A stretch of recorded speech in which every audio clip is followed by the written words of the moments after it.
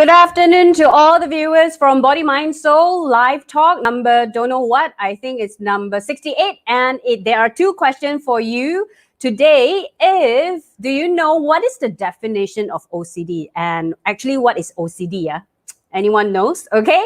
And what and how do people with OCD feel and think? All right. Secondly, how about us? What and how can we do our part to support people with OCD? All right. If these are the questions that you are asking, stay with us because welcome to Body, Mind, Soul Live Talk number 68. And today we are here to talk about mental disorder. What is it really? All right. So if any one of you who are watching it together with me, drop a hello, drop a hi, let me know where are you coming and tuning in from. Definitely today we are going to talk and answer and also understand more what is mental disorder, because I am very, very happy and honored to have invited a clinical psychologist that is joining us today, Pei Ru, and I'll bring her up shortly. Before that, let us just warm up together. Where are you tuning in from? And do you know what is the definition of OCD? Right? If you know, type it in the chat. Don't be shy, engage together with me. And also, I would like to encourage all of you to ask questions. If you have any question you would like to ask our clinical psychologist later, do welcome and ask any question. And meanwhile, she'll be here to talk about mental disorder. What is it really? And with that, I also want to share with you something that's very, very important. And if you have not known us, Body, Mind, Soul has established since 2014 with one aim. We always wish to impact life positively, impact your life positively, and together we can impact more people. All right. So we have been publishing our magazine since 2014 with lots of articles that can resolve or give you tips and questions or even answer you at your fingertips. All you need to do is just sign up Body, Mind, Soul community and you can read all the magazines for free from volume 1 or the past volume until volume 29. So how is that? How great that is, okay? So my admin had already put up the registration link. All you need to do is just sign up, and have that community registration link, and it's free. So free sign up, and you also get to read all our articles. Our articles really talk about body, mind, and soul. And we talk about emotions as well. We also touch base with mental health awareness as well. And we give you tips to resolve so that you can resolve your challenge step by step, day by day. So our article and our content are evergreen, okay? So you can read it anytime. And it consists of relationship, business, physical health, mental health, emotional health as well, okay? But today we are here. Let me know how many of you are as excited as me. We are here to talk about Live Talk number 68. We have started this Live Talk since last year, May, and I can't believe we have been doing this every week. Every week we are looking for different experts to come on board and talk to us and share with us and share their insights, share their wisdom, share their knowledge with us. Today we are here to talk about mental disorder. What is it really? So I think my guest is ready. And I don't want to waste too much of the time because there are so many things we want to talk about. And I'm sure the crowd is eagerly waiting to have her on board. Please warm up your palms. If this is your first time with me, I always do this because even though you're not right in front of me, but engage together with me. Warm up your palms and clap, clap, clap, clap, clap, so that you can welcome together with me Pei Ru, a clinical psychologist all the way from where? From Oriental Malacca Straits Medical Center. Pei Ru. Hi, Pei Ru. Hello. Good afternoon, everyone. Good afternoon, Christina. Thanks for having me here. Yeah. How are you? I'm doing great. I'm just have my lunch. How about you? Okay. I am very excited. I hope you are as excited as I am. Yeah, I am. Okay. All right. We have so much to talk about. But before that, a shout out to all the audience. If you find today's topic really will help someone out there or even your friends, click the share button so that you can share out this live talk and we can invite more people to join us, whether you're on YouTube, whether you're on our Facebook, to hop in and also have some fun together with us. So Pei Ru, I know you're working at as a clinical psychologist at the Oriental Malacca Straits Medical Center. Thank you very much. And you know what? This kind of technology really help us to bring guests from all around the world. including other states, even though we can't cross state yet. But to join here so that we can have such a beautiful afternoon together with our followers and our audience. But Pei Ru, a little bit about your background. How did you got yourself into becoming a clinical psychologist? Wow, to talk about that, I think it was quite a long journey that eventually bring me to this where I am right now. I didn't start as a clinical as someone who worked in this field, since I graduated from my degree in psychology, because I thought that might not be something that I want to do. So I went into marketing field for 3 years. I worked in a private hospital as a marketing executive, so bringing doctors and bringing all these professionals around giving talk. And there was this one day I was sitting down there listening to them. I was like, hey, actually, I can do that too, I was like, well, I really want to, speak. I really want to tell people, what I know, share with people about what I know about psychology, what I know about mental health. So that was when I started to gain the insight, and I decided to pursue my master degree. So I went to the UK for my first master degree in clinical child psychology because I was very interested in children neurodevelopmental disorder, like autism, ADHD and stuff. So I went to UK for a year, and then I came back, thought I can actually start practicing, but some of the regulation issue and all, it just didn't happen immediately. So I went to KL again to apply for another master degree, so master in clinical psychology in KL in Health University. So that was when I started the real journey as being a clinical psychologist, I would say. So completed 2 years of my master degree, went through all the training and all, and here I am working in Oriental Marcus Rates Medical Center, and this is actually my 4th year practicing as a clinical psychologist now. Yeah. Wow. Okay. So thank you so much, Pei Ru, for sharing with us. And I just want to, I'm just curious, what is that one thing when you were in the marketing field, right? And then one day you just realize, hey, I wish to share as well of what I've learned.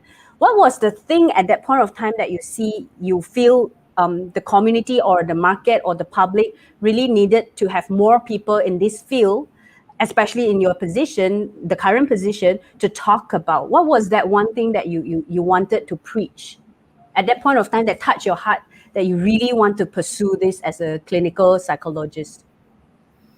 I guess one of the things is I like to help. That was that is the underlying thing, in me, that I just want to see people grow. I just want to see people improve in general, and I feel very happy and satisfying when that happened, even until now. So I guess that was the thing that actually made me wanted to really like go for something further, because I know that if I need to speak, I need to preach, I actually have to be at somewhere, at some position. That was when I decided to actually pursue further.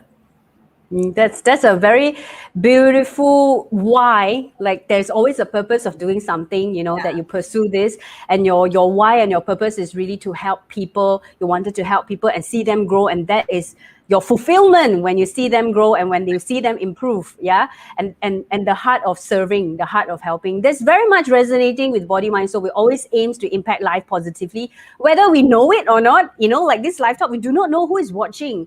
And the live talk content is always available on our platform, whether it's Facebook or YouTube. We never delete all our content because we see this might be a need for anyone, you see. So that's always there here for everyone. But, Pei Ru, I think during our meeting, I actually asked you this question, which I feel a lot of crowd might not understand this. I always confused what is clinical psychologist with psychiatrist. So from a very professional view, okay, so we have someone that is a practicing clinical psychologist, but can you explain to us what is the difference between psychologist versus psychiatrist? Yeah, thanks for asking that question. I think that that's also a very important question for a lot of people. A lot of us actually very confused about what psychologists do and what psychiatrists do in general.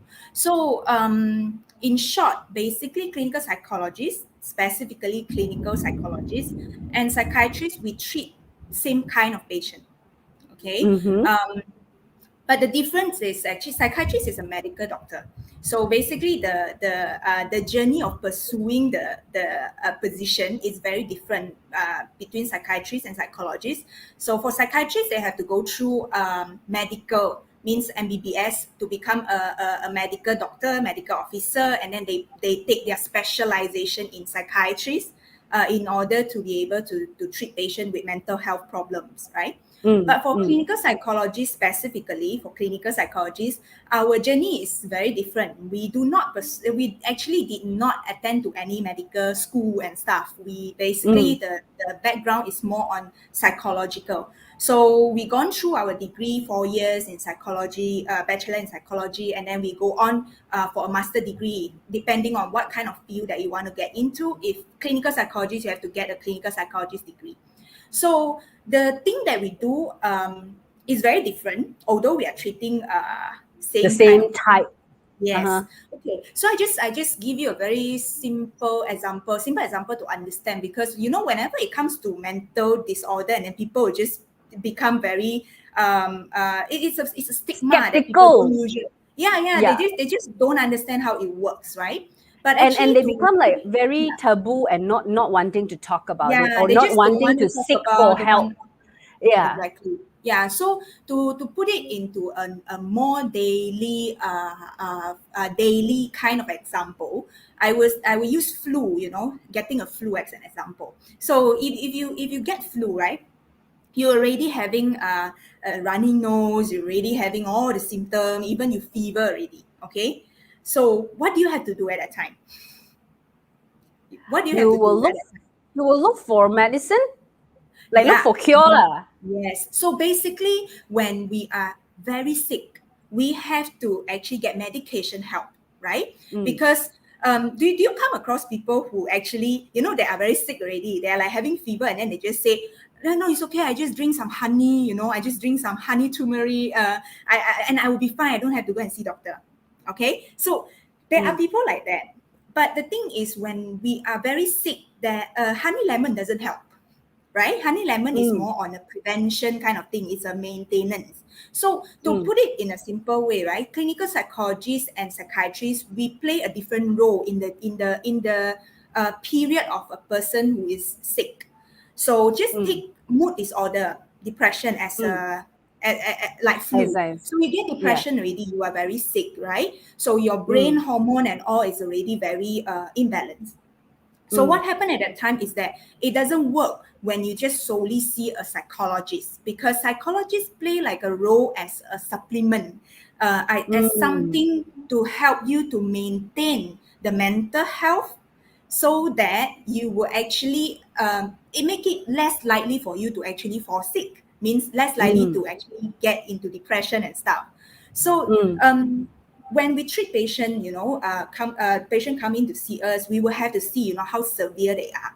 If let's say their condition is very, very severe, we usually have to recommend them to see a psychiatrist, or maybe to, take some medication, or combine the therapy and medication so that it works better.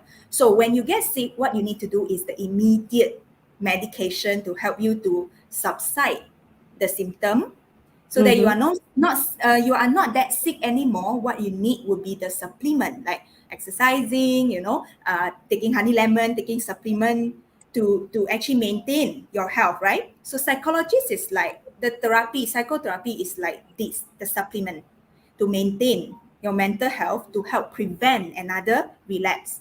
But psychiatrist is more like a immediate treatment, means when you're sick, you have to eat this.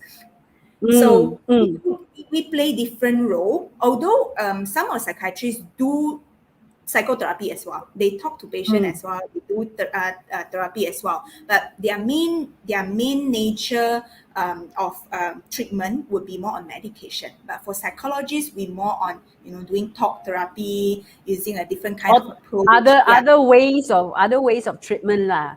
Yes. So we have a question from the floor. Yeah. We have a question from the floor. Both profession also can prescribe medicine to patient. Yeah. Okay. So this one I can answer. Okay. Because I asked the same exact questions to Pei Ru when Pei Ru was explaining to me what's the difference between psychologists and psychiatrists. So, like she said, psychiatrist is a medical doctor, so psychiatrists can prescribe medicine. Psychologists, they can't. Am I right, Pei Ru? Bingo. So this one I can answer because I have the same question. Like, Then why we always hear when you have emotional disorder or mental disorder, you will need to take a lot of medicine. So in actual fact, that is not really the only way. So this is something that this live talk wish to also highlight, so that we bring all this taboo into light and just let everyone know that it's not always, when you have mental disorder, you will need to take a lot of medication. It's not necessary. It might be, but it's not necessary. There are different ways to treat you and to support you. So this is where we come in. So Pei Ru, I want to check with you, in view of the current situation that we all have, right? Everyone has been closed up, everyone goes through lots of stress. We all know, and government has been also talking and sharing about things like mental health, to highlight to all the public. So in your service, compare yourself this year or last year with the years before, any change in terms of the mental disorder patients? What kind of patients has more? What kind of mental disorder is more obvious now? I guess it's not that it is more obvious and stuff. I mean, mental disorder is always there. None of us is immune to that per se. But given this, especially these past 2 years during the pandemic, during the COVID situation, I do see a lot of patient developing anxiety, depression. These are the most common patients that we usually see in a hospital. A lot of the traumatized patient, grief, they actually go through losing someone they love and all. So they're having a lot of stress in their life. Particularly, something that I find very interesting is that I wouldn't say that pandemic actually make people have OCD. I don't know whether this is the thing that we are going to talk about. Yes, but yes. I'm not sure whether it's really a pandemic that making people. I don't think it's that pandemic making people having OCD. It's more probably that's some underlying anxiety and stuff, or probably some condition that's going on, and then with the stress that triggered by the pandemic makes all the OCD symptom even more apparent at the end of the day. So I do see and come across quite a number of OCD cases as well during this 2 years time. Yeah. So I think I think it's okay. I think it's good that you actually bring up OCD. So I want to ask you and ask all the crowd who is watching lah. They have been watching it quietly and listening, but they are not engaging with us that much. So I really wish, anyone out there, just drop in your question and answer me, what is OCD to you? Whatever way, beside Pei Ru explanation later or sharing later, but what is OCD to you? I think OCD in the full is obsessive compulsive. I wait for you, Ma. You are the pro, man. Obsessive-Compulsive Disorder. Okay, so that's OCD. So, Pei Ru, what is I think a lot of people thought. I think we will go through it one by one. There's a few myths that we want to ask you. Okay, myth number one, which is something that I always thought, people, we always say, yeah, you are so OCD, that there's such a common phrase that we hear among youngsters, we hear among our friends, our peers, right? So is it people with OCD love keeping things neat and organized? And when a person that is very, they really love to keep things neat and organized, they are considered OCD. Like for instance, for me, I cannot take it when there's strange of hair right in front of me, and then I will definitely need to move it away. And people will say, "You are so OCD because you are so into detail." But Okay. on your clinical way of explaining, what is that all about? Okay. So basically, it's a myth. That means it's not true, or at least it's not entirely true, I would say. When it says people with OCD love keeping things neat and organized, it's not true. It's because they do not love to do so. Means it's very different from people who love to do it. Means if let's say like certain people, they like to keep their things very neat and tidy and all, you The don't call most them. famous Marie Kondo. Yeah, you do not call them OCD. You probably just say that they are very organized and neat. To them, they love to do such thing because it makes them feel good, right? But for people who with OCD, they do not love to do that. In fact, they do it with a lot of anxiety, and they do it for the sake of soothing and comforting the anxiety of their obsession. So it's Ah, like okay. you had the intrusive thought like all the time whenever just give you a very simple example. Okay, people do clean things and people do keep things organized, right? Yes, yes, But we do it with different reasons. So yes. typically we love things to be neat and tidy. That's why we keep things neat Keep and it. tidy, right? So there's a reason. And for people with OCD, they do this thing, they try to keep things neat and tidy and organized. It's not because they love to see it tidy or so. They just trying to do all these things, we call it compulsion, cleaning and organizing thing, having the thing have to align, have to put it in certain way, just so they are not feeling anxious about certain intrusive thought that come into their mind. Intrusive thought means you cannot control the thoughts that go into your mind. So, for example, if you don't Mm, clean it, there might be germ. okay. Okay, so when you have this intrusive thought coming into your head, typical person, they will just be like, "Oh yeah, okay, I just clean it one time. That's it." But Mm, for OCD people, they cannot. The thought is too intrusive to the extent that they cannot control, and the thoughts keep repeatedly bothering them and create a lot of the anxiety feeling in them. If they don't do it, the OCD will say, "What if you kena COVID? Or what if mm, there's germ there? What if you mm, miss out that spot that you actually didn't clean it enough, right?" So mm. in order to help themselves to soothe the feeling of anxiety, they have to repeatedly keeping the things neat, cleaning the things and stuff.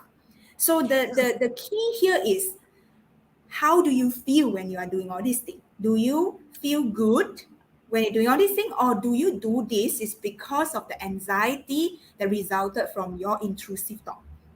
So one of the way to actually to kind of self assess yourself is to understand while you are doing this, what is it running at the back of your mind.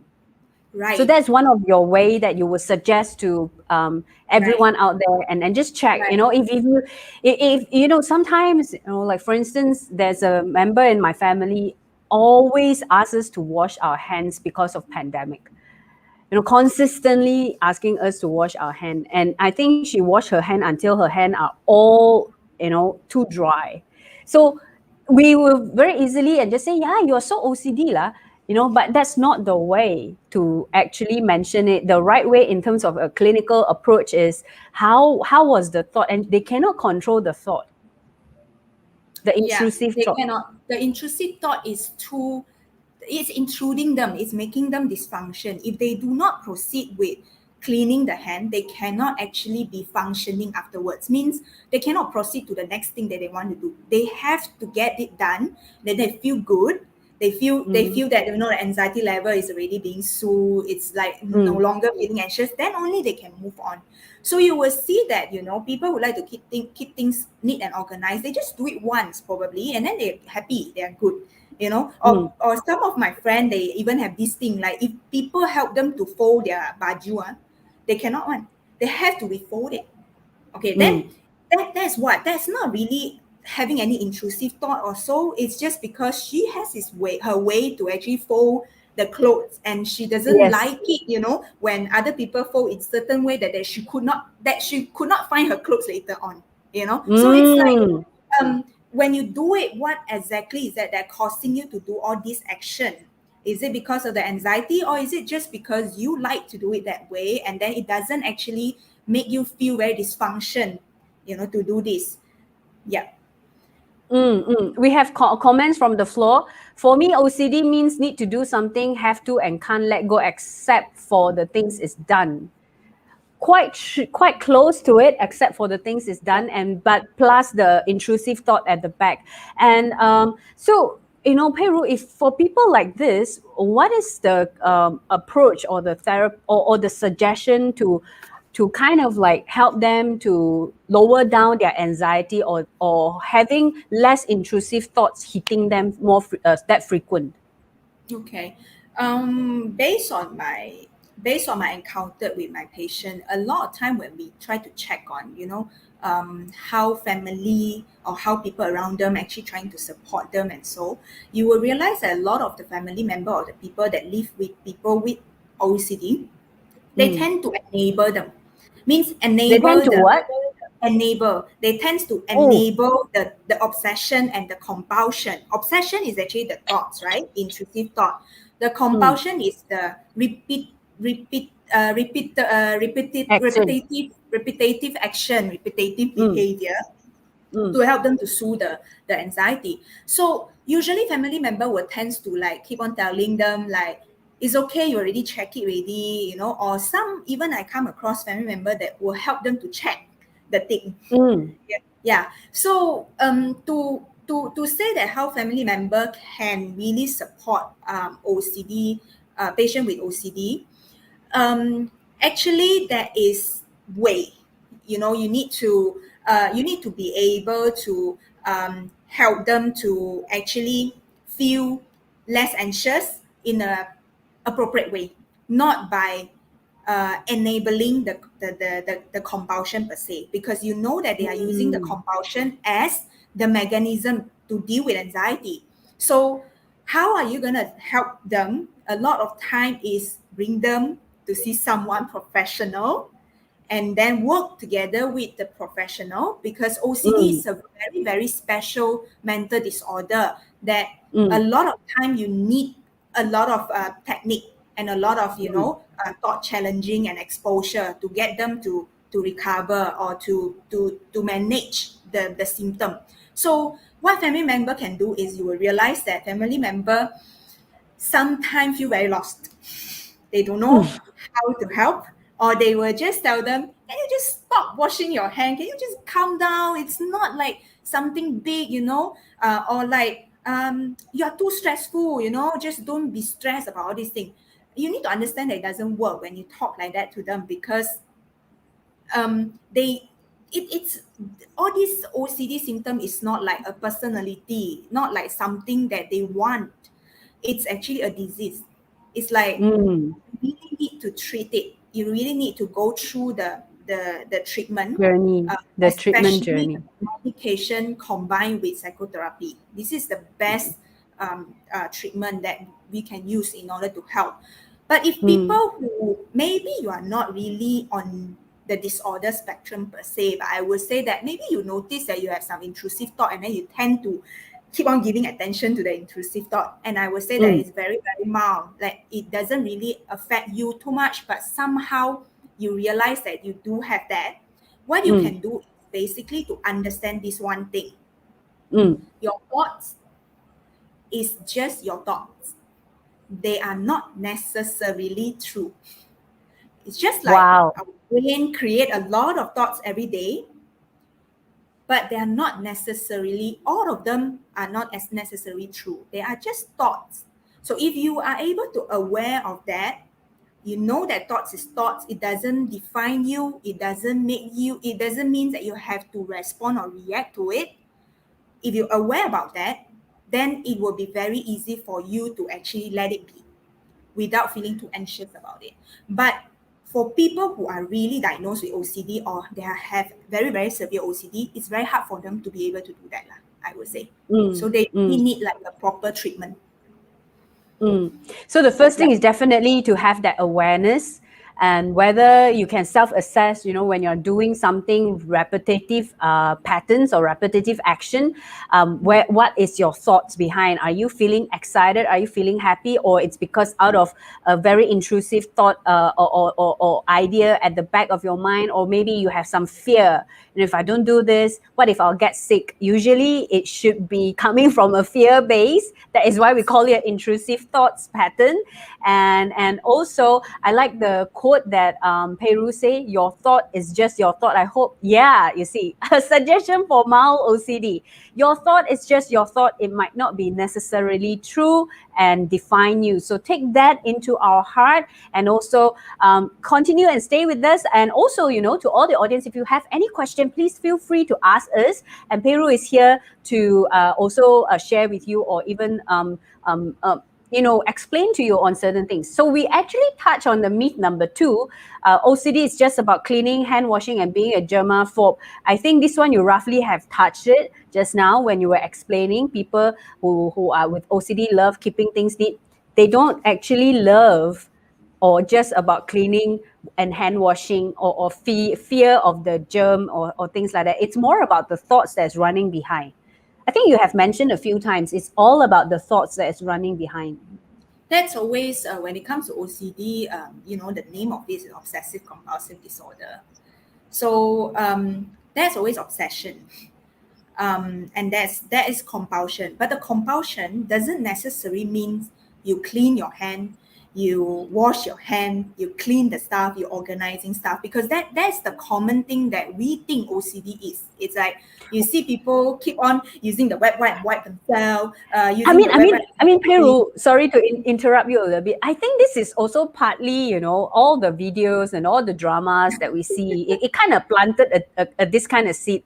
OCD is people who will make sure there's no dust on the surface of the cupboard, So you say actually it's not just about the cleaning, the hand washing. What other symptoms or what other patterns that you have come across which are not commonly being played on dramas, so that we can bring awareness to the public as well? Yeah. Okay, another very common compulsion, when we say like hand washing and then cleaning, all these things are behavior, they are compulsion, right? They can come from the common fear. I think, Christina, you mentioned a very important words here is the fear. It's always about the fear. The obsession is always about fear, because you fear. That's why you feel anxious, you feel scared, and then you have to do certain things to actually help you to not feeling fear. Okay, so the common fear, the common obsession that people with OCD have is usually when the common thing that we see is like fear of germs, fear of contamination, fear of committing a sin, like did I actually drive and then I just bang into someone just now that I didn't aware. Then they have to do the compulsion to drive back again and again to the same route to make sure that they're on the road. So this is also a fear, an obsession that someone could have. Okay, and then the other fear, the other obsession that you can see is like fear of themselves harming fear of harming themselves or harming others. Did I hurt someone? Did I just say something just now in the conversation that I have hurt, make other people feel hurtful? So they have this fear that that will keep on in. It's like you will notice that some of us would also have that from time to time, right? Did I actually say something? But then we wouldn't actually hook into that obsession, or we will just wash it through. Yeah, the thoughts would not stay for so long. But people with OCD, they could not control the obsession. So the intrusive thought will keep on, telling the patient, what if you do that? What if you miss it? What if you didn't notice? You better go and ask someone to reassure yourself, So all this fear, all these thoughts will keep on attacking the person. Okay, fear of certain numbers, certain colors, certain words. So I have come across certain patients that come in and say, you cannot mention the word what, certain word. So I have patient say, you cannot mention the word homework, because once you mention homework, she will have to do certain ritual, like she will have to count in her head, count a certain number, certain thing, a sequence, so that it will just, kind of like deal with that fear. So they fear of the numbers, they fear of certain words and stuff, In some patients, they might fear of becoming something, like fear of becoming a sexual predator, fear of them committing certain crime and stuff. So these are the obsession. And when it comes to compulsion, like what they do, because a lot of time obsession you cannot see one. If you come across a lot of people with OCD, right, you don't see the obsession, you only see what they do, which is their compulsion, right, the behavior. Just the action, the time, behavior. Action. And a lot of time you see hand wash, but there are also people who like counting. So I have patient, every time after come to see me, after session, she went off, and there was this time I realized, because she always have to check, like double check, not double, actually multiple check. So she will come back to the room, she will knock the door again, and then she opened the door, and then she confirmed with me, so I need to do this and that, this and that, this and that, am I right? I said, okay, yeah, am I right? Yeah, you are right. So this is the first time I reassuring her, right? And then you realize that reassuring doesn't work. They will keep coming back the second time, third time, until 5, 6, 7 times. Keep on knocking the door until I tell her, I don't want to see you again, you go back. Wow. Yes, then the patient cannot come back and ask again, because if you keep on reassuring them, yes, correct, yes, correct, then how you feel? You feel frustrated. And then at the same time, you are enabling. This is what I say, enabling. You are enabling the patient to reassure themselves. But then when they go out again, they walk for 500 meters already, they think the intrusive thought comes again. What if you haven't really checked? What if it was just, your imagination that you didn't really get in to ask, Then they come back again, they ask again. So there are a lot of what if that is running at the back of their mind. Yes. Wow. And then checking, counting, repeating certain movement. Some patients, they will even have to do certain hand gesture to make sure that, the obsession will be gone, Some praying, they will keep praying. I have a adolescent have this kind of ritual. The compulsion is like praying. So he will mumbling, he will pray, as a compulsion. Okay, cleaning is very common. Which is widely played in all the drama. Today when you are sharing with me, that's where I know there are people who will continuously drive back to the same spot and just making sure and just go back, like you say, your patient will come back and knock your door 5, 6, 7 times, ask the same questions again and again. Because they cannot trust themselves. They have to commit to actually assurance from external source. Reassuring the OCD that I have done it. But then the more you reassuring the OCD, the intrusive thought, there will be more intrusive thought coming in. So that is what happened when it comes to OCD patient, obsession, compulsion. A lot, like you can see all kind of funny thing. I have patient telling me he doesn't do anything for the ritual. Then when I check, I realized that that's actually mental ritual. Means what is the mental ritual? He does the ritual inside his head. So it's like how? Okay, I have to look at the thing, and then I count, I do all these things, and then I turn away, and then I have to come back and look again. So it's like all the thing. If you see that they're mumbling, they chanting, it's an action, it's a physical action. Yes. But for these people who are doing mental ritual, You don't see it. You just see like they are actually, they are looking at something like nothing, but then they are struggling inside to do the ritual. They are Mm, struggling to mm. actually fulfill the compulsion. That's mental ritual. Wow. Yeah. Wow. And you actually you did touch on the myth number 3. When a person has OCD, it is obvious. Sometimes it is not obvious. Is that what you Yeah. are trying to tell? Yeah. Because they You run it cannot through really, in their mind. yes, you can really see, and especially for patients who already undergo treatment, it is even harder to see that they actually have OCD, because in terms of the ritual and all, they do it lesser. And also, of course, the other thing is, if people who are really having OCD, they don't want to let people know that they have OCD, so they won't do all the ritual in front of other people. They won't do it in front of other people. They're just going to sit there and struggling, and then they do all the things that they can actually help them to deal with the obsession, Mm, or they will go back to their close one, their loved one, seeking for reassurance. So a lot of time, OCD, people with OCD, you cannot really tell. It's not that obvious that you see, people keep on cleaning the table and stuff.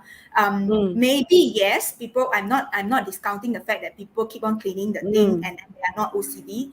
They're not having mm, OCD. It's not exactly like that. But then a lot of the case, you can't really tell.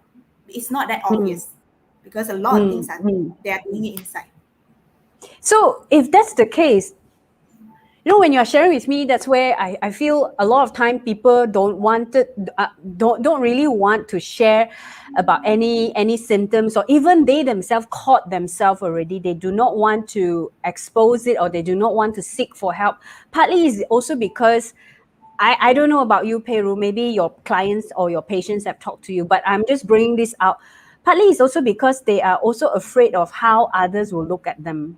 And that also give them a somewhat a different kind of pressure. Or also sometimes when you, like you say, it's not obvious, and then family members definitely will get frustrated if they Yeah. continuously, repeatedly, consistently asking the same question, doing the same action.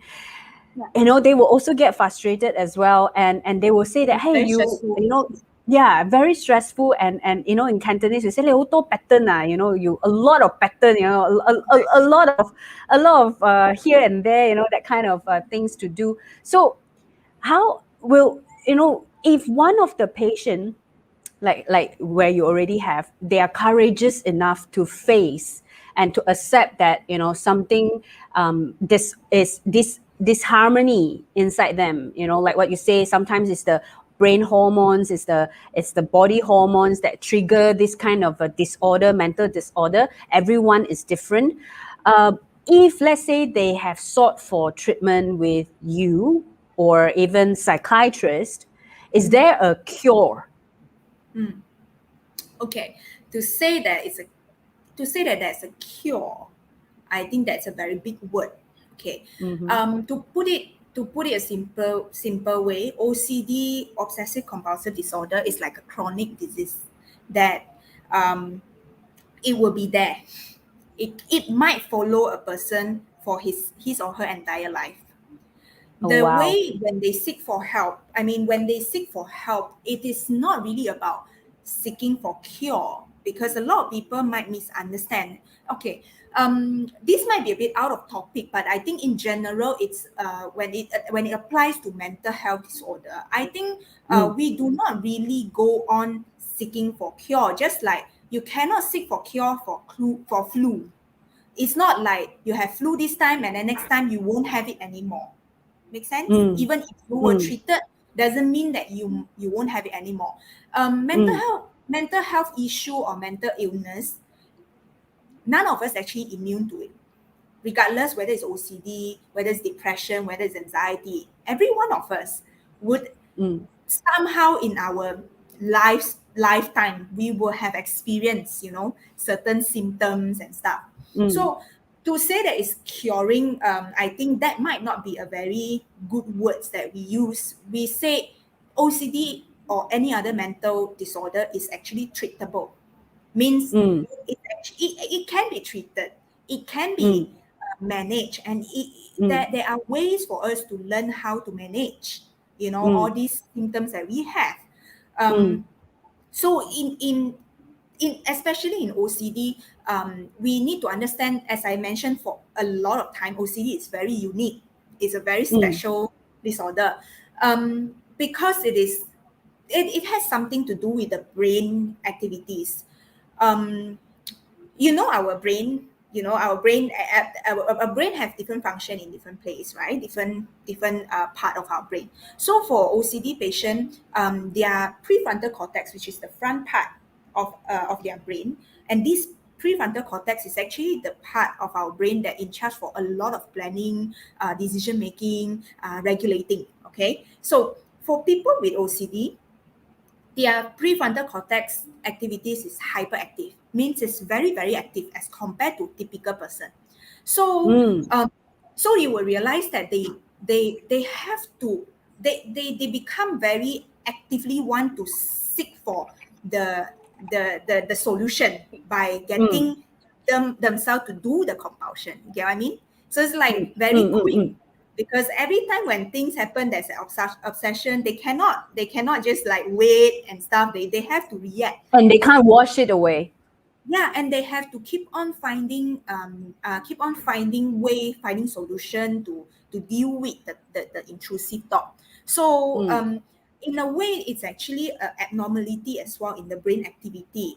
So that's why it's very important, especially for OCD severe or moderate to severe OCD patient, to undergo medication treatment to actually balance up the brain activities, or the hormone in the brain, so that when they come to see a clinical psychologist, when we are doing certain strategy and stuff, teach them or tell them or actually get them to expose to what actually caused them and anxious, that will become easier.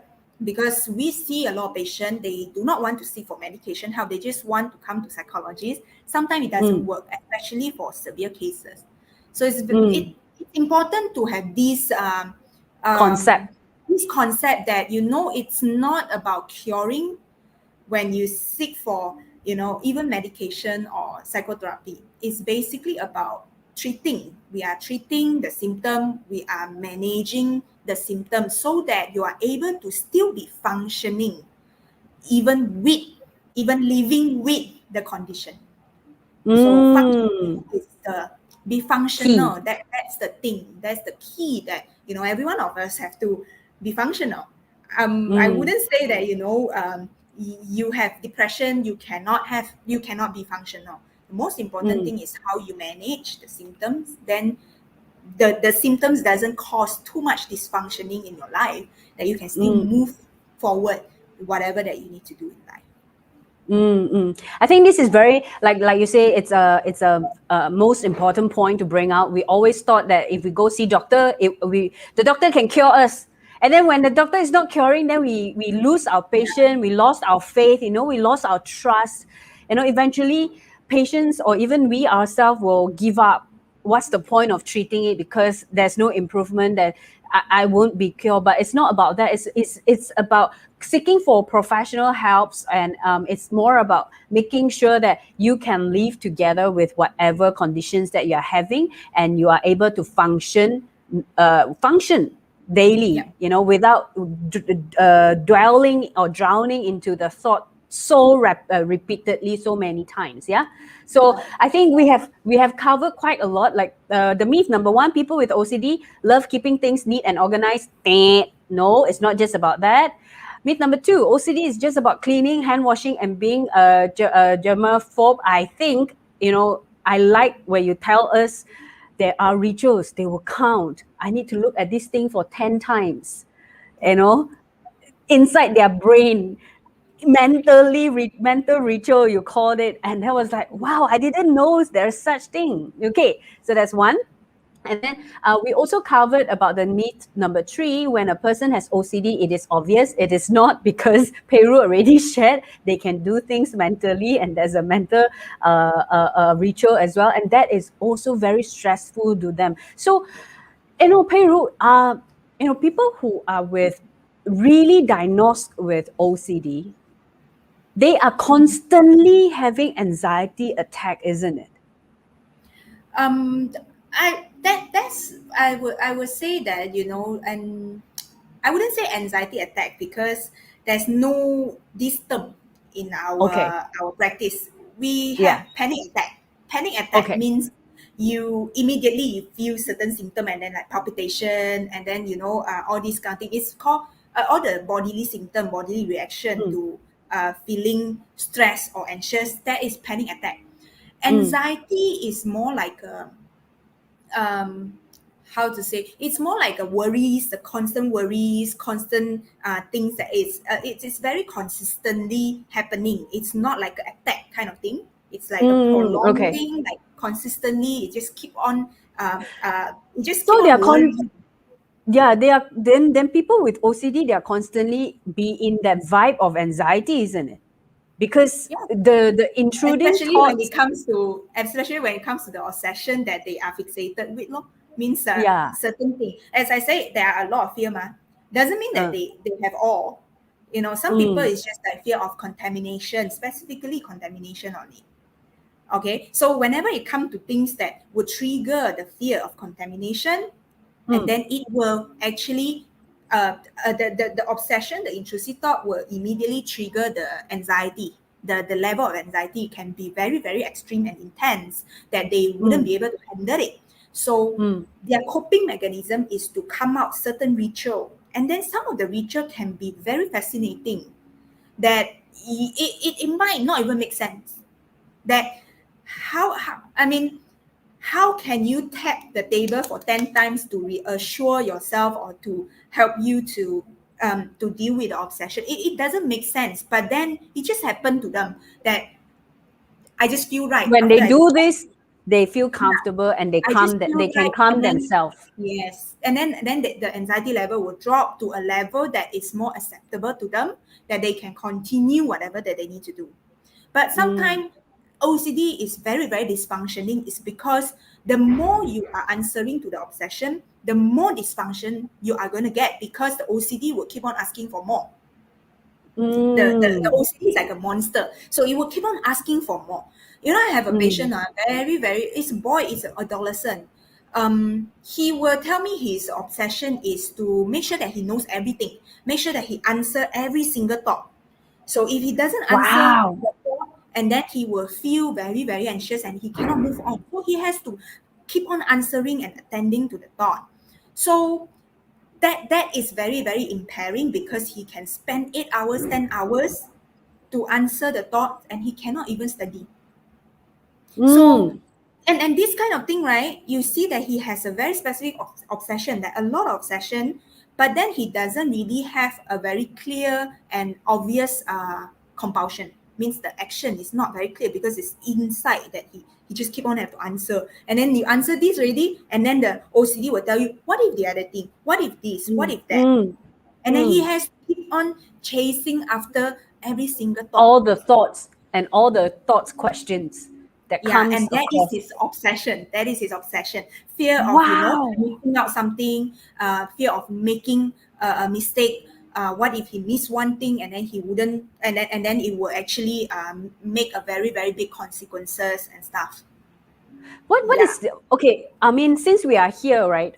What is that one therapy that or one suggestion that you give to this boy to help him Um, break this pattern? to be really honest, this boy is still undergoing the therapy session. Okay, usually Mm, what we do in treating OCD patient, we use in psychotherapy, we use CBT, cognitive behavioral therapy, try to mm, reframe the thoughts, and also we uh, try to help them to identify, what are the thoughts are, and then how are these thoughts irrational, and all kind of mm. things. So we try to challenge, and also go on with reframing certain thought. And with him, I Reframing. actually, yeah, actually, I specifically with him, I specifically work on his acceptance, to to accept that, there are thoughts, and you Answer don't have to all keep of them. attending to all of them, because we have Mm, billion of thoughts every day, right? And that's our brain function, like generating thoughts, helpful or not helpful, useful or not useful, you know, it's all there. But if you had to chase after all the thoughts, then it's never going to be ending. It's never going to be never I, ending. Yeah, I remember one of the guests came to our live talk and shared with us on a daily basis, we have million thoughts that were generated in our brain without us Yeah. aware. And Yeah. these are for people without OCD, right? You actually have million thoughts. I can't imagine this boy answering to that million thoughts because of the symptoms the disorder that he's having. It's million thoughts. He's not sleeping, man. Yes, and if you look at to make it very easy to understand what happened with patient with OCD and typical people, is that you just imagine a bookshelf, right? Okay, just one bookshelf, and then your bookshelf, on top of your bookshelf there's a light, you know, like shine to the book. Then there's a lot of book there. Okay, for typical people, the light, right, it will only shine to the middle of Segment, the like bookshelf. how the light And that's it. It's should be just lah. all the daily thoughts, all the important thoughts that we pay attention to. But people with OCD, their light, it's like shining to all books on the shelf. It's like they're attending to all kind of thoughts. Some thoughts that can be funny, can be it can be crazy, like, you know, sometimes we might have thought of, like, I really want to kill this person, you know, and then we just have this thought that come across, and then we will just let it go, right? It doesn't mean anything, because thought is just thought. It doesn't mean that we would really do that thing even if we had that thought. Typical people will be able to do that, like just focus on whatever that's important, whatever that is that we are going to use on our daily. But for people with OCD, when this thought come in, I really want to kill this person, and then they will start thinking, what if I commit, what if I really, you know, have this thought and I would really go and do it. So that is when they hook on to all the thoughts. They take every single thoughts very important, but of course it depends on what is their obsession. Understand. Like We what have is one that? more.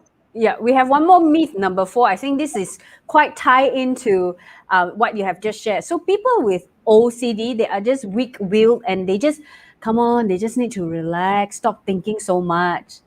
But they can't help it because you have said it in the very beginning. Yeah, they can't help it. And to be really honest, to say that this is a myth, it's not just only applied to people with OCD. I would say that people, a lot of time we would think that people with mental illness are weak-willed, and we think that they don't want to do anything to help themselves, you know, and they are like that is because they don't do enough to help themselves. To to debunk this myth, right?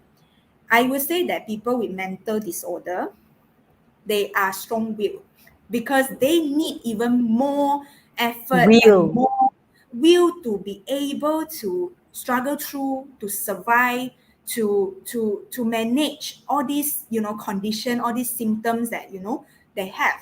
And it's not like they want to have it. Nobody, if you could have a choice, you wouldn't want to have mental illness, right? It's not like they choose to have mental illness. It's basically just happen. There are a lot of risk factor, you know. Some is like genetically, some is like, you know, gender, some is like your exposure to your, whether you have a trauma experience and stuff. So if you say that people with OCD, people with mental disorder, they are weak-willed, I would have to strongly disagree that, because I do see them as someone very, very strong-willed, that they want to And help themselves. courageous. Yeah, they want to. Yeah, they are very courageous. They have to face all these things. They still have to live on, like it or not, with the symptom on their daily life. So the best. I mean, this is also has something to do with the family support. Like, don't keep telling them just relax, you know, just don't think so much. It doesn't help, because if they can do it, they can just relax, they can just don't think so much, they would have done it already. Pei Ru, So it's what would be your advice to family members around people who have mental illness? Not necessarily for OCD, but we take it up broad again, mental disorder, mental illness. What can a lot of times, like you say, all the mental illness and most of the mental illness or mental disorder, people around them will always say, come on, just relax. You just relax. But it really doesn't help, like what you have just shared. So what can the family do to help and to support this particular member who is going through this journey? I think this has something to do with our culture, or maybe our upbringing and stuff. Like, we never really learn how to speak or how to listen to people with mental illness. I think one of the most important thing that family has to really take note, family member has to take note is, don't try to stigmatize. Like, just think that if they have mental illness, it's like end of the world. It's like having mental illness is like you are weak. Why? I see a lot of, especially parents, tell adolescent that you have such a good life. What is that you still want? Why is that you still having all these things? So sometimes I think another question they say, what is that you are not satisfied with? Yeah. So I think these are the things that is happening. A lot of time I would advise, or I would suggest the parents, or family member, sometimes when you don't know what is better to say, just don't say it. Just listen. Just try to be there. Listen to them. You don't have to be really able to say something to make them feel better, because they already not feeling better. And they know Yeah. something is not Yes. right with them. Yes. So it doesn't help for us to keep on giving label, and these are the most common thing that we see lah, like labeling and stuff. So just let them, allow them to share, to speak. A lot of time, even when they come to see us, I receive a lot of, especially adolescent, I receive a lot of their feedback would be, whatever that you tell me here, or whatever that you do here, I didn't get it. I didn't get it from my family. It's just simply, sometimes I would just tell the patient, you know what, it's normal that you feel sad under this kind of situation. It's okay. This patient actually experienced a very, very traumatized things going on in the family. Even see the sister trying to kill herself. Okay, so this patient is feeling very, very scared, and also stressful, and also feeling very upset with the sister. So a lot of time, parents told her is like, you know what, you should give your sister a chance. You know what, you shouldn't blame your sister. I mean, they mean good. They come with a good intention. But then if she would have done that, if she's able to do that, she wouldn't feel that way. I mean, this particular patient of mine, if she can just forgive her sister, she can just don't feel sad about it, she would have done that already. But she cannot. So sometimes you just need to allow them, and also understand that it's normal that sometimes you feel negative emotion. Doesn't mean that we have to actually push away all the negative emotion. Emotions are just emotions, whether they are positive or negative. So we have to be able to understand that as family member, and also allow the person who's suffering from mental illness to feel and to know that it is not something like a terminal illness or the end of the world just because I have mental illness. Mental illness is something very, very treatable and manageable. and it's everywhere. It's everywhere.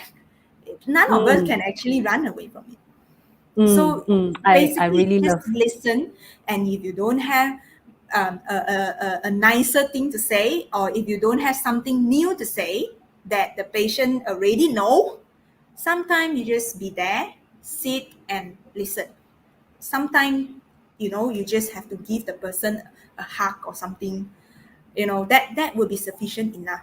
And then if the family who are having a mental illness that really, really needs professional help, try to speak to them and get them to seek for help.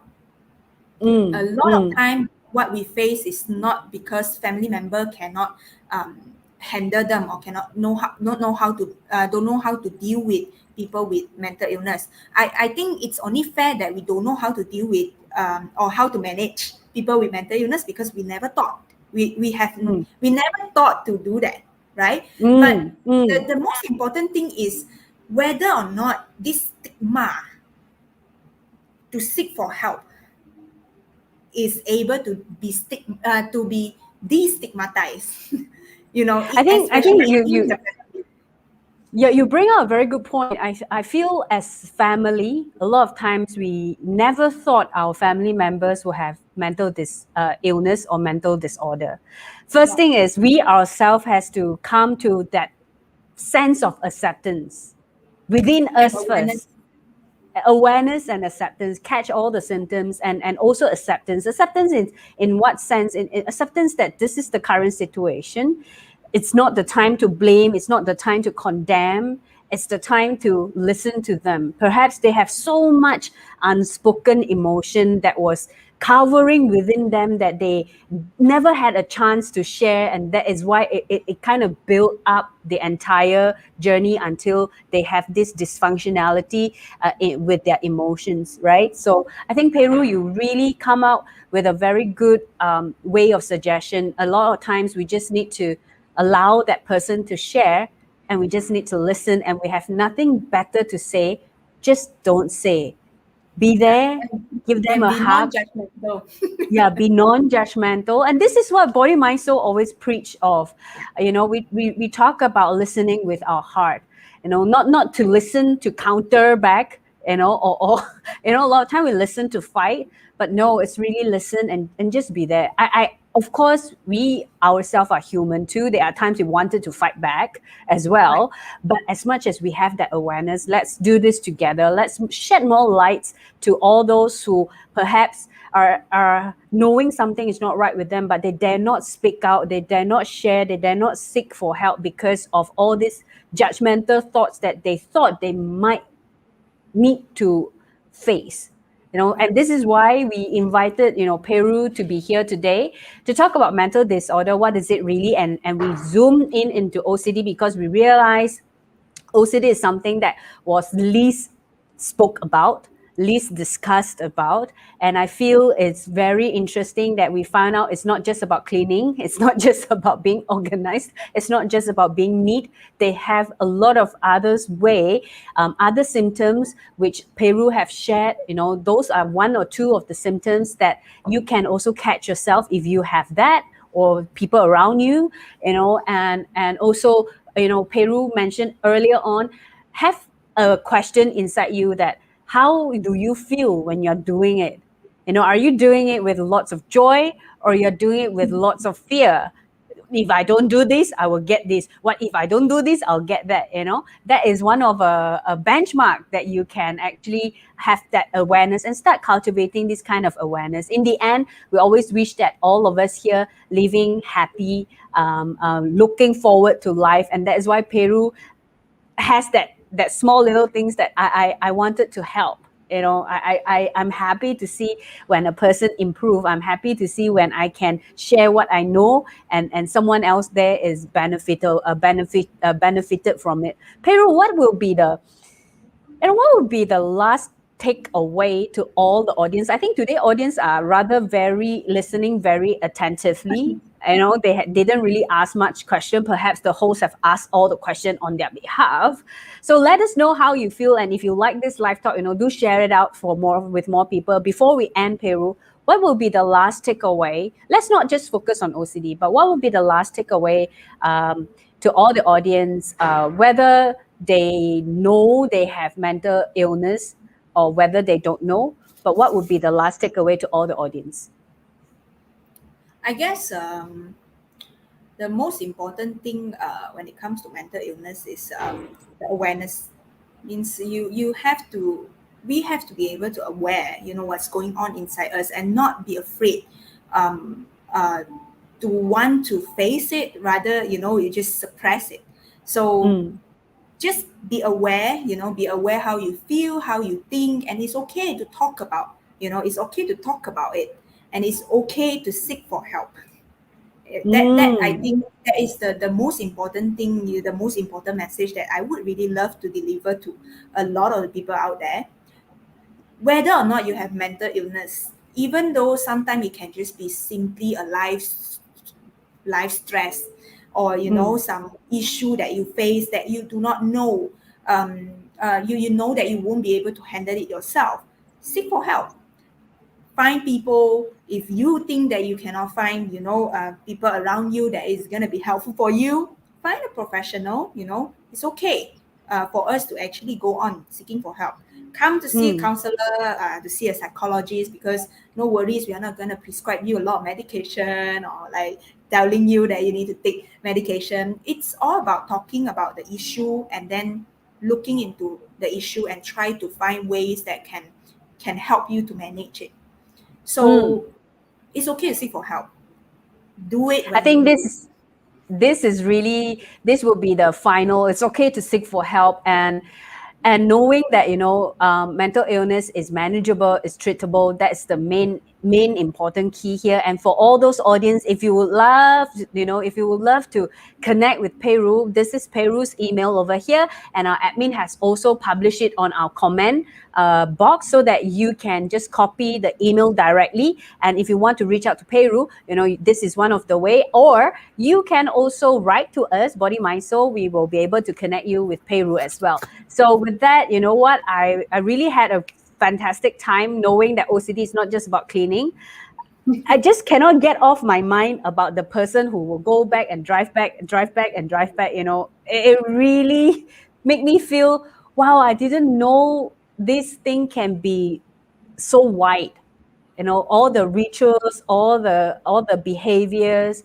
I feel it's also for all of us who are watching this, if you have followed us throughout the entire hour, it is time for all of us to have that compassion inside of us, to have that compassion inside of us, to embrace and accept all characters, all behavior with a lot more love, with a lot more kindness. And I believe with that, our world will definitely be a better place.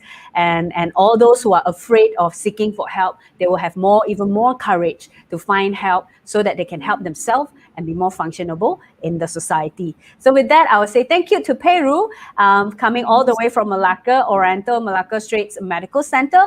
And it is a wonderful afternoon that we have spent, more than 1 hour. So thank you very much. With that, I would say I wish all our audience, have a great weekend. And also not forgetting, tomorrow, Body Mind Soul is running a free online workshop, 4 to 6 o'clock, by Golden Space practitioner Mr. Chong Beng Kwan, to talk about cruising through challenges with trust and faith. If you have not registered yourself for this workshop, 4 to 6 o'clock tomorrow via Zoom, it's time to do this. Click the link on our comment and just register yourself. The seats are still available. And thank you, Yvonne, for joining us today. With that, I would say thank you, everyone. Thank you, Pei Ru, and we wish to have you come back again, and we will talk about other mental illness to bring more awareness to the public. And with that, if all the viewers, if you have any more questions, do write it in. I know some of you are very shy to ask questions during live. You can always write it in, and we will attend to you shortly as well. So thank you, and have a good weekend. Bye, Pei Ru. Bye.